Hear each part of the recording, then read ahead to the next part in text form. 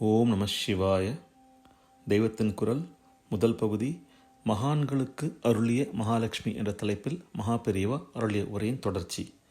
திருச்சியில் சமயபுரத்துக்கு பக்கத்தில் ஒரு கண்ணனூர் இருக்கிறது.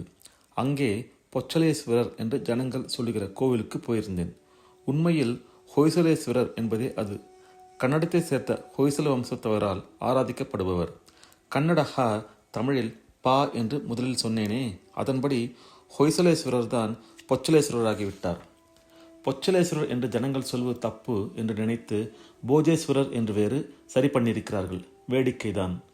அந்த கோவில் கோபுர மதிலில் இந்த கோவிலை துலுக்கர்கள் நாசம் பண்ணுகிற காலத்தில் கம்பண்ண உடையார் ரட்சித்தார் என்று பொறித்திருப்பதை பார்த்தேன். அந்த மதிலை பார்த்தாலே துருக்கர் செய்த கொடுமை தெரிகிறது. மதிலின் இரு பக்கங்களில் கல்லடுக்கி நடுவே ஜல்லி கொட்டுவது வழக்கம். இங்கே ஒரு பக்க கல் வரிசையும் ஜல்லியும் போய் சதையும் தசையும் போன பின் எலும்பு மட்டும் நிற்கிற மாதிரி இன்னொரு பக்க கல் சுவர் மட்டும் நிற்கிறது. அதுவும் இடிபடாமல் இருப்பதற்கு காரணம் கம்பண்ண உடையார் தான். அருகிலேயே உள்ள கம்பரசன் பேட்டை கூட கம்பண்ண உடையார் பேரில் தான் ஏற்பட்டிருக்க வேண்டும். பக்கத்திலேயே வாளாடி நல்லூர். அது கம்பண்ணன் வேத பிராமணர்களுக்கு இறையிலியாக தந்த ஊர் ஆதலால் இன்றும் கம்பராய சதுர்வேதி மங்கலம் என்றே பத்திரங்கள் எழுதும்போது குறிக்கிறார்கள். கம்பண்ண உடையாரின் பத்தினி ஒருத்தி கங்காதேவி என்று. அவளும் அவர் படையெடுத்த இடங்களுக்கெல்லாம் பின்னோடு போயிருக்கிறாள். போனது மட்டுமில்லை, சமஸ்கிருதத்தில் மகா பண்டிதியான அவள் திரும்பி ஊர் வந்து சேருகிற வரையில் ஆங்காங்கே நடந்த நிகழ்ச்சிகளை எல்லாம் பரம சுவாரஸ்யமாக காவியநயத்தோடு கூட எழுதியிருக்கிறாள். காளிதாசன் கூட தோற்று விடுவான் என்கிற மாதிரி நுணுக்கமான திருஷ்டியோடு கவி சமத்காரத்தோடு கங்காதேவி மதுரா விஜயம் என்று எழுதியிருக்கிறாள். எபிகிராபிக்ஸ் டிபார்ட்மெண்ட்டில் அதை அச்சு போட்டிருக்கிறார்கள். 600 வருஷங்களுக்கு முன் ஒரு ஸ்திரீ இப்படிப்பட்ட பிரயாண இலக்கியம் எழுதினது நமக்கெல்லாம் பெருமை.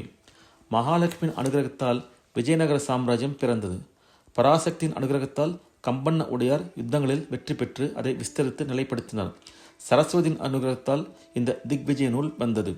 நடுவில் ஒரு 40-50 வருஷ காலம் பிற மதத்தினரால் வீணாக போன தேசத்தில் மறுபடியும் வேதம், கோயில், தர்மம் எல்லாம் நிலைக்கும்படி செய்து ஜனங்களுக்கு பரம உபகாரம் செய்தார் கம்பண்ண உடையார். இந்த விஜயநகர வம்சத்தில்தான் பிற்பாடு உலகமே கொண்டாடுகிற கிருஷ்ணதேவராயர் வந்தார். இவர்கள் அத்தனை பேரும் செய்த காரியத்துக்கெல்லாம் வித்து வித்யாரண்யர் போட்டதுதான்.